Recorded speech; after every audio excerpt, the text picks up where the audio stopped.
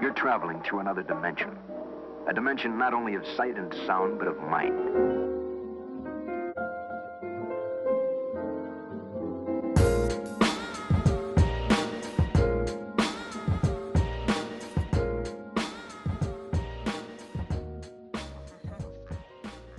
I think it works because people like something new, and I think people needed a city centre space. That's what, that whole, like a shared sitting room. Because it's quite nice because, you're so busy nowadays and running around and doing this, that and the other, and, it's quite nice to have a place and just go and relax and do what you want to. And there's no sort of guidelines or this, that and the other, you can just kind of do what you like.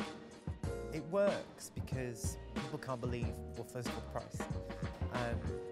And secondly, that it can work. Everybody says, how does it work? How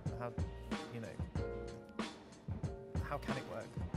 Well, the simple answer is it works because, it's a volume thing. The more people we get coming through the door, the more this social experiment can continue.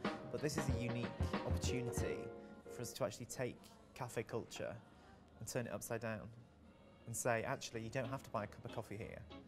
You can come in and actually just be. He wants to break down social barriers. We do have less social barriers in the UK depending on geographically where you are. In the north of England, we like to think we're a little bit more friendly.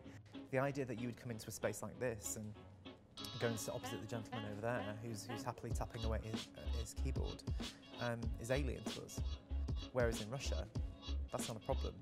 You'd go and sit down, you talk to somebody that you didn't know, and it becomes somewhere where you can actually, meet new people and socialise. And we're doing that here. It started with pocket poetry, which was a group of poets who used to leave small laminated cards around Moscow, hidden in different places for people to just find, to sort of perk up the day, basically, and spread good poetry throughout the city. And they'd take it and they would be asked to place it in another location for someone else to find. Email address on the back, and if you were interested in poetry, then you could email and find out where they were meeting. Meeting in bars, restaurants, cafes, that kind of thing. So there's an idea of a transaction with a cafe. He wanted to eradicate that, so actually he ended up renting some space where people would make a donation. You'll see our donations boxes at every registration and reception point in every Ziferblat across the world. That tradition still continues. They outgrew the space, he got a bigger space and thought he needed to formalise the idea, so ended up coming up with the concept of you pay for your time, 1 ruble per minute per person. I think Ivan started it. I don't think he had any sort of grand master plan of what it was going to be like, and he was going to get to 14 branches across, Europe. But I think he just kind of wanted a city centre space where you could just go and do what you liked. Everyone knew each other. There was space where you could do your own exhibitions or events. You could just meet a friend for a coffee. You could do some work, but you weren't sort of told what you could and could not do in certain spaces depending on how you were going to pay. But the best bit was you effectively had a completely open remit to just create a comfortable, nice place where you would want to be.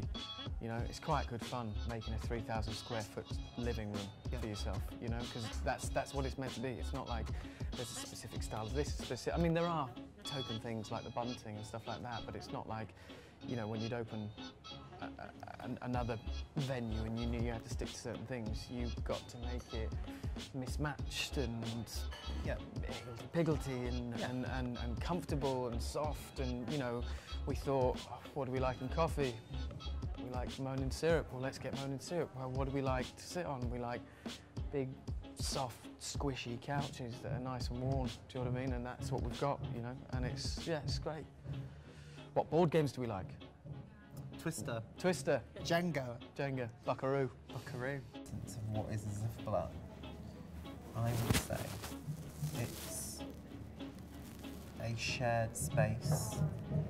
It's a social experiment. It's like everyone's city centre apartment. Yes. It's an extension to your own sitting room.